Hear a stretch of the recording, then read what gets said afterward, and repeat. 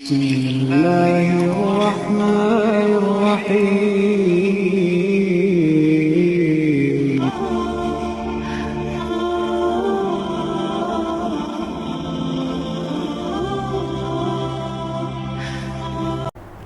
الحمد للہ وحدہ والصلاة والسلام علی من لا نبی بعدہ اما بعد فاعوذ باللہ من الشیطان الرجیم بسم اللہ الرحمن الرحیم الہاکم التکاثر حتی زرتم المقابر کلا سوف تعلمون ثم کلا سوف تعلمون کلا لو تعلمون علم الیقین وقال النبی صلی اللہ علیہ وآلہ وسلم لو کان لابن آدم وادیا من ذهب لأحب ان يكون له وادیان ولن يملأ فاه الا التراب ويتوب اللہ علی من تاب۔ محترم سامعین کرام، انسان کے رہنے کے، زندگی گزارنے کے خصوصی طور پر دو مقام ہیں۔ پہلا مقام دنیا اور دوسرا مقام آخرت۔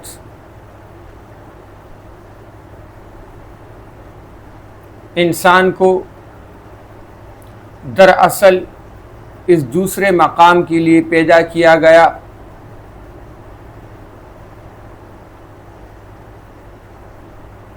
پہلے مقام کے لیے پیدا نہیں کیا گیا، لیکن دوسرے مقام میں چونکہ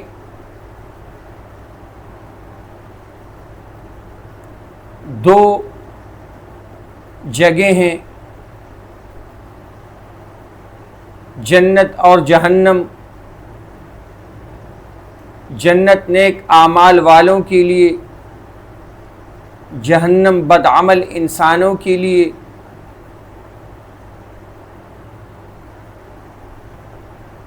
تو اب نیک عمل اور برے عمل کے جانچنے کے لیے، اچھے اور برے انسان کے جانچنے کے لیے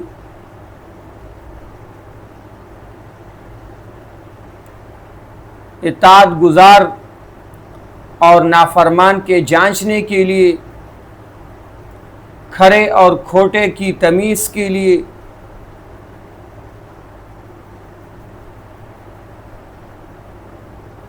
اللہ کے بندے اور نفس و شیطان کے بندے میں تمیز کرنے کے لیے اللہ رب العزت نے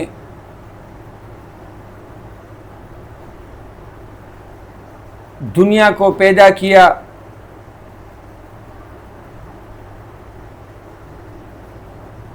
لہذا یہ ظاہر ہوا کہ دنیا امتحان گاہ ہے۔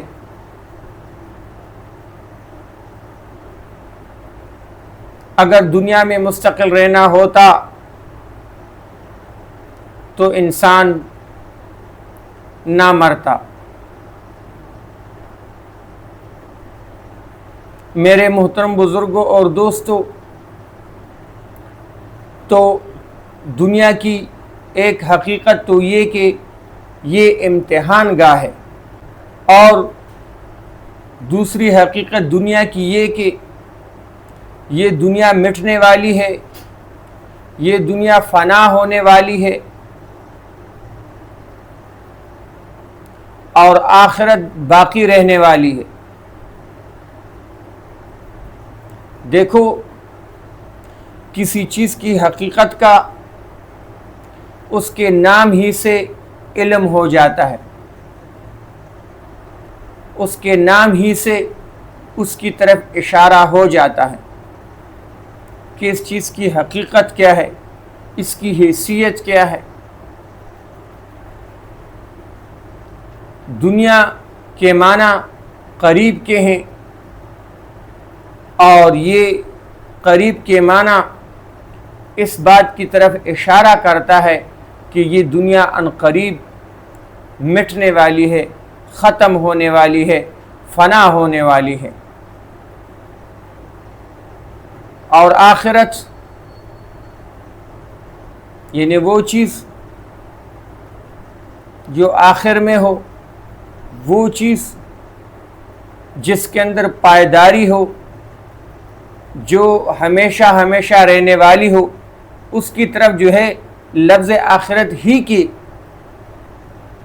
ذریعے سے اشارہ ہو جاتا ہے۔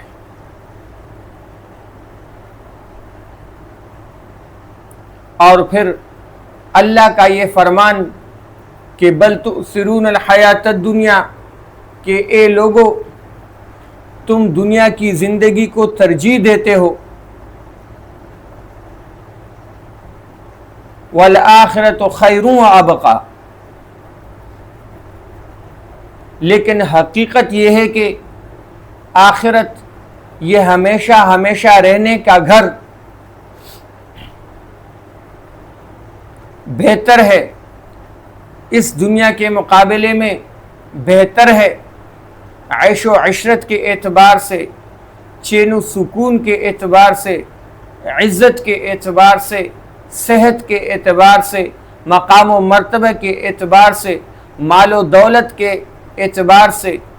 زندگی کے اعتبار سے، خوشی کے اعتبار سے خیر، یہ بہتر ہے۔ لیکن تمہاری حالت یہ ہے، تمہاری عادت یہ ہے کہ تم دنیا کی زندگی کو، دنیا کے راحت کو، دنیا کے چین کو، دنیا کے سکون کو، دنیا کے مقام و مرتبت کو، دنیا کے مال و دولت کو ترجیح دیتے ہو، لیکن حقیقت یہ ہے کہ بہتر آخرت ہے۔ اور دوسری بات، ابقا، بہتر بھی ہے اور ابقا بھی ہے، باقی بھی ہے۔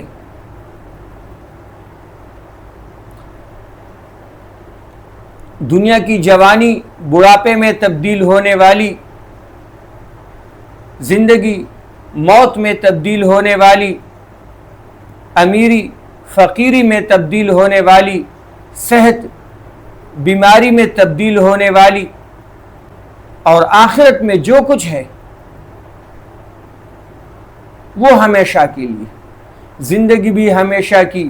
امیری بھی ہمیشہ کی،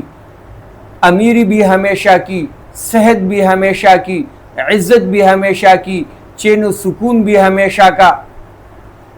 جوانی بھی ہمیشہ کی، ہر چیز آخرت کی جو ہے وہ دنیا سے بہتر بھی ہے اور ہمیشہ ہمیشہ کی بھی ہے۔ لیکن اے لوگو، تمہاری حالت یہ ہے کہ تم ایسے گھر کو، ایسے گھر کی چیزوں کو ترجیح دیتے ہو جو عارضی بھی ہیں اور جو عن قریب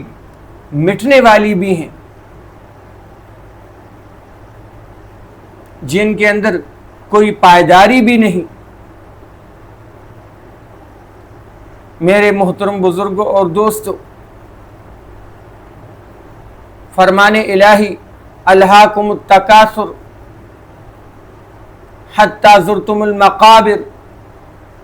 اے لوگو تمہیں مال و دولت کے حرص نے، مال و دولت کے جمع کرنے نے ہلاکت میں ڈال دیا، اور تمہاری حالت یہ ہے کہ تم مال و دولت جمع کرتے کرتے، مال و دولت بڑھاتے بڑھاتے قبرستان پہنچ جاتے ہو، مر جاتے ہو، نامراد ہو جاتے ہو۔ تم اس قدر جو ہے دنیا پر ٹوٹ پڑے ہو۔ کلا سوف تعلمون ثم کلا سوف تعلمون، اے لوگو لیکن تمہاری یہ عادت اچھی نہیں، یہ بری عادت ہے، ان قریب تمہیں مرنے کے بعد یہ بات معلوم ہو جائے گی، قبر میں ان قریب تمہیں یہ بات معلوم ہو جائے گی، یہ حقیقت تمہارے سامنے واضح ہو جائے گی۔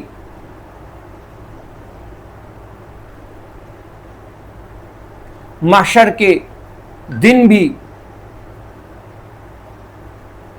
کہ دنیا قابل توجہ اور آخرت قابل غفلت و انکار نہ تھا۔ تمہیں قریب اپنے اس عمل پر پچھتانا پڑے گا، افسوس کرنا پڑے گا۔ محترم سامعین کرام، قبر عمل کا صندوق ہے۔ صندوق میں آپ جو بھی رکھو گے وہی آپ کو ملے گا۔ صندوق میں اگر آپ پھول رکھو گے تو جب اس کو کھولو گے تو آپ کے سامنے پھول آئیں گے، اور اگر صندوق میں تم کانٹے رکھو گے تو جب اس کو کھولو گے تو آپ کو کانٹے ہی ملیں گے۔ اور قبر جو ہے یہ عمل کا صندوق ہے۔ انسان جو کچھ اعمال کرتا رہتا ہے وہ قبر میں جمع ہوتے رہتے ہیں، اور جب انسان مر جاتا ہے تو وہ صندوق عمل کا کھل جاتا ہے۔ اب اگر اس نے اپنے لیے پھول رکھے ہوں گے، نیک اعمال کیے ہوں گے، تو اسے بستر بھی جنت کا ملے گا، لباس بھی جنت کا ملے گا، خوشبو اور ہوائیں بھی اس پر جنت کی چلیں گی، اور اس کے انس کے لیے، تسلی کے لیے نورانی فرشتے ہوں گے۔ قبر اس کے لیے نورانی کر دی جائے گی، اس کی نگاہ جہاں تک پھیلے گی، جہاں تک جائے گی، اتنے فاصلے تک اس کے لیے قبر کو کشادہ کر دیا جائے گا۔ اور اگر انسان نے اس عمل کے صندوق میں کانٹے رکھے ہوں گے، دنیا میں بدعملی کی ہوگی، تو اس کا بستر بھی جہنم کا ہوگا، اس کا لباس بھی جہنم کا ہوگا۔ قبر میں اس کے لیے اندھیرا ہوگا، تاریکیاں ہوں گی، قبر کی تنگی ہوگی،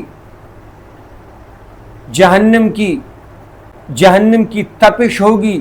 گرم ہوائیں ہوں گی، اور بدصورت فرشتے ہوں گے۔ تو اے لوگو، تمہیں عنقریب اپنے اس عمل پر کہ تم دنیا کو انتہائی توجہ دیتے ہو اور ہر وقت اس کے کمانے میں لگے رہتے ہو اور آخرت کی طرف توجہ نہیں دیتے، اس پر تمہیں پچھتاوا کرنا پڑے گا، قبر میں بھی اور محشر کے دن میں بھی۔ یہ حقیقت تم پر واضح ہو جائے گی، تمہارے سمجھ میں آ جائے گی، قبر میں بھی اور محشر کے دن میں بھی۔ کلا لو تعلمون علم الیقین لترون الجحیم ثم لترونها عین الیقین۔ اے لوگو، اگر تم قرآن پر یقین کرتے، قرآنی آیات پر تمہارا محکم یقین ہوتا، تو تم کبھی بھی جو ہے اس غفلت میں نہ پڑتے کہ تم آخرت کو پس پشت ڈال دیتے اور اپنی تمام تر کوششیں دنیا پر صرف کر دیتے۔ اگر تمہارا قرآن پر یقین ہوتا تو تم کبھی بھی اس قدر غفلت میں نہ پڑتے، لیکن تمہارے اس غفلت کی وجہ یہ ہے قرآن پر تمہارا کامل یقین نہیں۔ لیکن اے لوگو، یاد رکھو، عنقریب تم جہنم کو دیکھو گے، اپنی آنکھوں سے دیکھو گے۔ ہاں،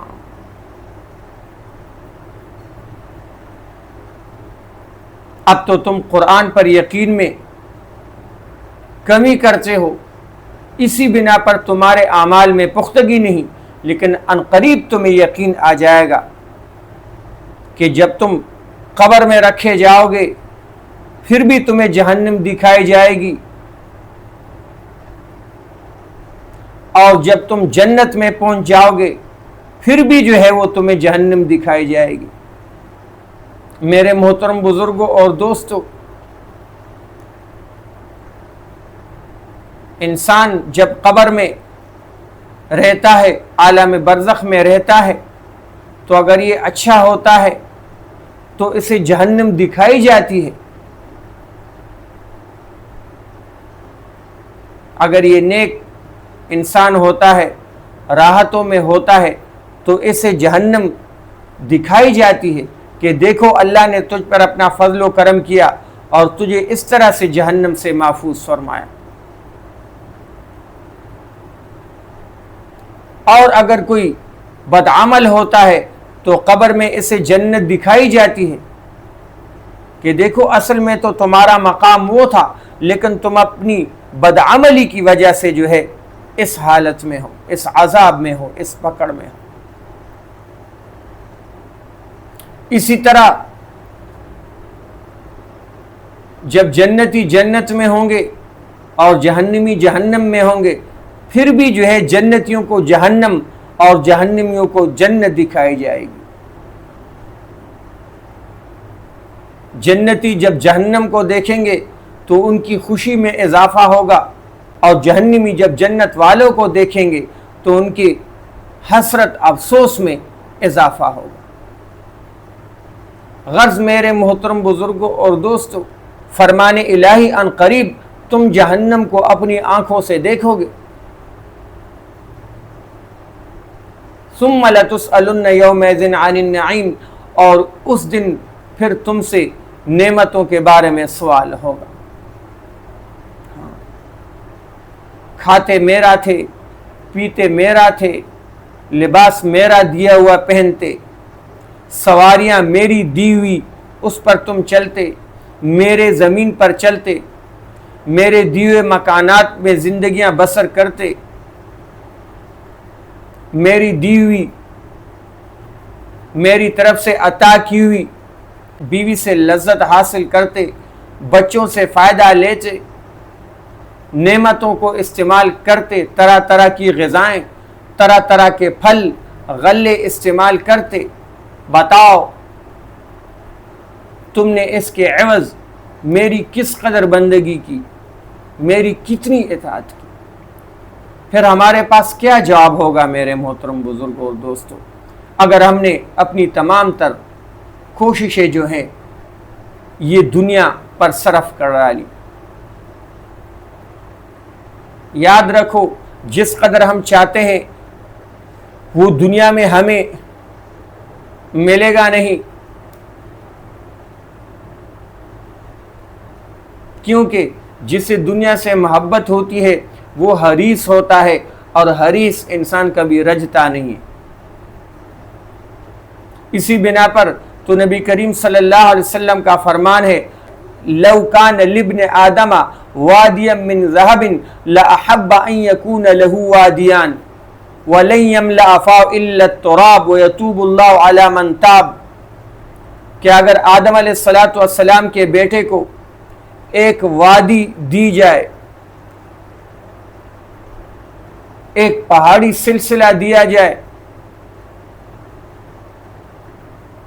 اور پہاڑ بھی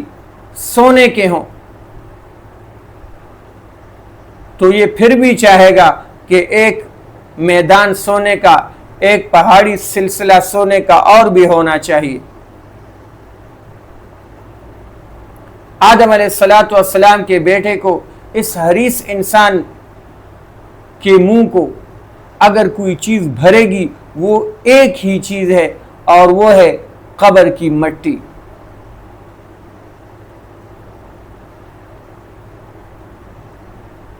حرص کی تکمیل قبر کی مٹی پر ہوگی، اور اگر ہم نے اپنے اس حرص کو ذرا بریک، رکاوٹ دے ڈالا، ذرا صبر سے کام لیا، اور اللہ کے حکموں کو، نبی کریم صلی اللہ علیہ وسلم کے مبارک طریقوں کو مقدم سمجھا، اور دوسرے نمبر پر دنیا کو سمجھا،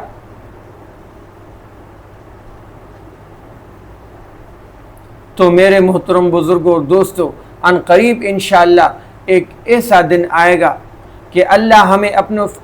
کہ اللہ ہمیں اپنے فضل و کرم سے جنت میں داخل کریں گے، اور پھر جنت کی ایسی ایسی نعمتیں ہیں جو لازوال ہیں، جن کی خوبصورتی کو ہم اپنے الفاظ میں نہیں لا سکتے۔ میرے محترم بزرگوں اور دوستوں، اگر ہم یہ چاہیں کہ ہم آخرت کی طرف بھی مکمل طور پر متوجہ ہوں اور ہمارے دنیا کو بھی ذرا ٹھیس نہ پہنچے، تو اس طرح نہیں ہو سکتا۔ آخرت کو بنانے کے لیے دنیا کو ذرا ٹھیس دینا پڑے گا۔ نبی کریم صلی اللہ علیہ وسلم کا فرمان ہے، من احب آخرتہ اضر بدنیاہ ومن احب دنیاہ اضر بآخرتہ فأثروا ما ابقى علی ما یفنی۔ فرمایا جو بندہ بھی آخرت سے محبت کرے گا وہ اپنے دنیا کو نقصان پہنچائے گا،